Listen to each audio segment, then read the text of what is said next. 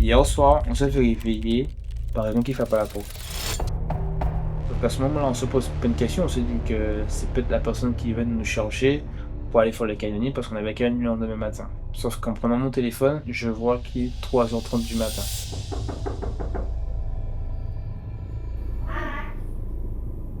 Et là, je me dis, c'est impossible que ce soit cette personne-là.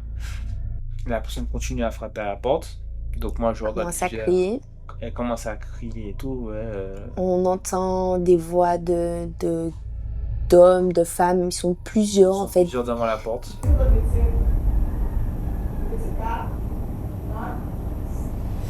Donc là, on se pose pas une question, on se demande qu'est-ce qui se passe, qu'est-ce que les gens font devant notre porte et tout.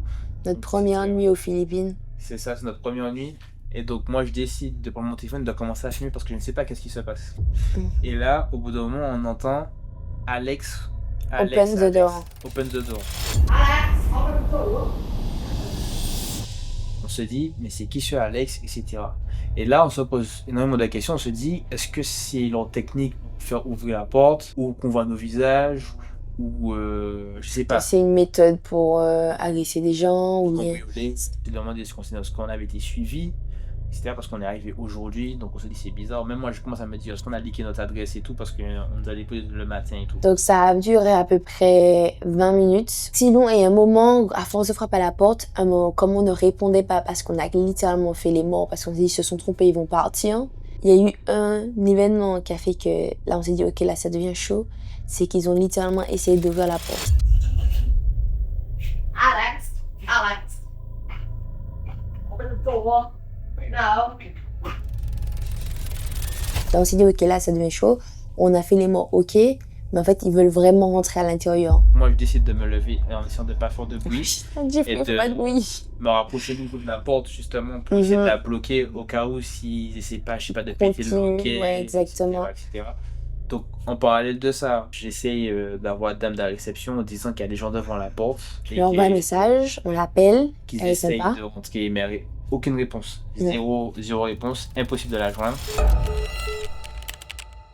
Il y a une idée justement de... C'est ça. Je me suis dit, je vais y parler moi parce que je suis une fille et qu'ils vont te dire, ok, c'est une fille à l'intérieur, c'est pas Alex. Je crie, Alex is not here. On a commencé à entendre de l'agitation dehors. Il y en a qui ont commencé à prendre, ils étaient à plusieurs, prendre leur moto, etc.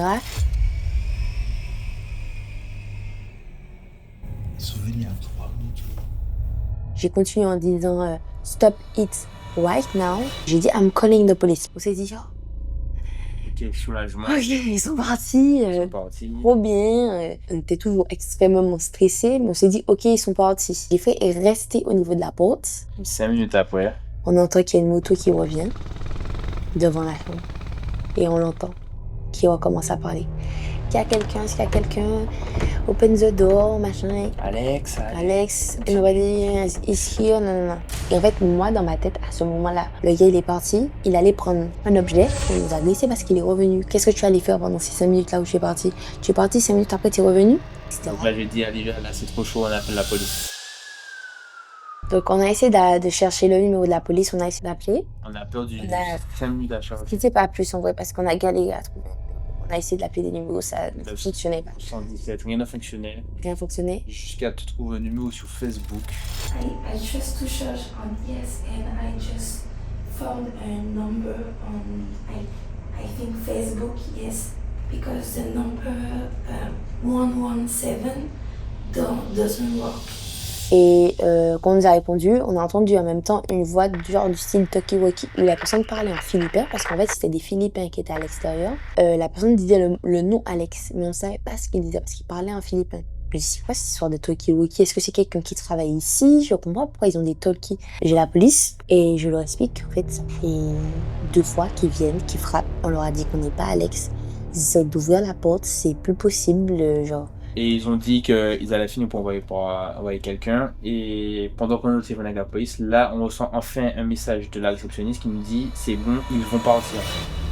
Qu'est-ce qu'il a parti? Un autre message pour me dire il va bientôt partir, il cherchait son ami. Déjà, pourquoi tu me dis bientôt? Pourquoi tu me dis pas ici, j'ai cassé? Bref, Et je crois, au bout d'un moment, ils auront un deuxième message pour nous dire c'est bon, ils sont partis. c'est ça. Donc, On leur a dit qu'on a appelé la police, parce qu'en fait, on n'arrivait pas à la joindre et que. Voilà quoi. ils ont dit qu'ils allaient envoyer une patrouille. Après tout ça, donc on s'est dit, on est soulagé. Enfin, on s'est dit que c'est terminé. Enfin, après tout ça, on va dire c'est un peu compliqué pour se dire qu'on va dormir. On est resté une bonne 1 heure. Déjà, moi, je suis resté devant la porte. C'est un moment. 30 minutes, 40 minutes. C'est vrai. En étant vraiment sûr qu'il n'y avait plus personne devant la porte, plus rien du tout. Et après, on s'est dit, bon, je connais dormir parce que demain, on doit prendre la voiture pour aller au Fort Canyon. Et on va prendre un bon temps avant de s'endormir. Au petit matin, le réveil sonne. Sauf que quand le réveil sonne, on entend des voix qui nous sont un peu familières. J'ai dit, Jeffrey, c'est lui. Je reconnais sa voix, c'est lui, il est dehors. Et on entend aussi les voix des filles parce qu'ils sont revenus, mais à plusieurs. Donc ça fait la 3e fois qu'ils Ça reviennent. fait Et à ce moment-là, on les entend on parlait avec les personnes de l'hôtel. Conversation houleuse ou genre. Ouais, des gens, ça criait et tout. Mhm. Et vu qu'on venait de se réveiller, donc je pense que ça faisait déjà un petit moment que c'était là parce qu'on avait entendu des bruits de klaxon juste avant ça. Enfin, bref. Et au bout de 5 minutes, ils ont fini par partir. On a réussi à avoir la plaque d'une des jeunes filles, des filles qui voient sur la moto et tout.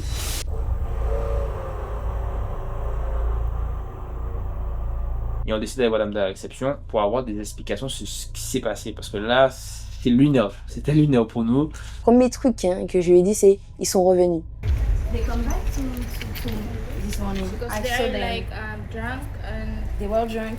yeah and Et elle m'a expliqué que, en gros, c'est la propriétaire de l'hôtel qui était en train de les réprimander pour leur dire en fait ce que vous faites là ça ne se fait pas. Elle les a réprimandés pour dire mais c'est quoi ce bordel quand vous permettez de faire ce genre de choses, etc. Machin. Avant d'expliquer ce qui s'est passé, je précise que la police est venue.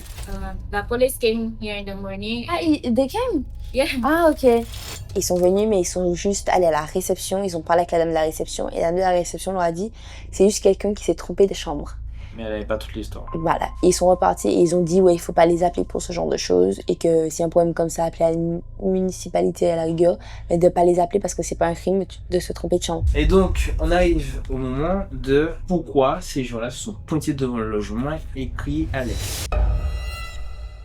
En fait, tout a commencé dans un bar. Il y avait un groupe de Philippins, de potes, filles, garçons, et une personne, guest, qui était dans notre hôtel, Alex. S'appelle Alex. Ils ont beaucoup bu, et c'est parti un peu en couille. C'est-à-dire qu'ils se sont disputés, Alex s'est battu, Alex a fini en sang, et il est rentré avec une des filles du groupe, on va appeler X. Donc il est rentré avec X dans sa chambre d'hôtel, hier soir, en sang, complètement déchiré avec X.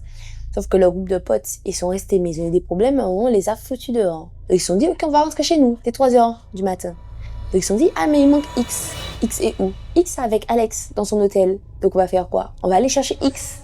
Donc ils arrivent, ils voient la moto d'Alex. Et ils voient la moto d'Alex où? Devant notre chambre. Et ils se disent, ok, c'est là qu'Alex est. C'est ça qu'ils se font. Ils ont commencé à péter un câble, à crier, à taper, nanana. Mais nous, à l'intérieur, on ne sait pas ce qui se passe. Ils cherchaient tout simplement leur pote pour rentrer chez eux. Je sais même pas s'ils ont retrouvé la fille au final. Et c'est pour ça qu'ils sont revenus 3 fois parce que même à 7h40 du matin, ils avaient toujours pas retrouvé X en fait.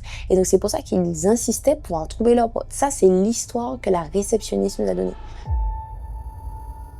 Là, de base, ils voulaient mettre Alex dehors de cet hôtel-là parce que c'est ce genre de bordel-là, non. Sauf que le problème, c'est que Alex est tellement bourré et on sent qu'il est dans un état second dans sa chambre qu'il va partir demain. Donc il est obligé de passer encore une nuit ici avec nous.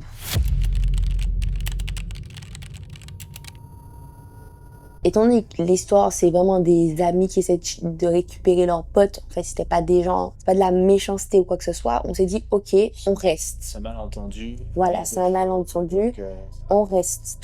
On nous a quand même changé de chambre au cas où ils se décident de revenir, au cas où il y a un souci, on nous a quand même changé de chambre. Bah, on sait pas pour le moment si on a pris la bonne décision. On espère que c'est juste un malentendu et pas pire. Et que si ce soir la même chose se repasse, je pense que là, je sais pas si on quitte Molbol ou si on quitte les Philippines, je sais pas ce qui va se passer. On espère que non. On espère que la situation reste comme elle est là, toute calme, et que le problème se soit réglé et que Alex lui se casse demain. C'est une histoire un peu banale en fait, ce qui leur est arrivé, mais pour notre tête où on arrive pour la première fois dans un pays étrangers.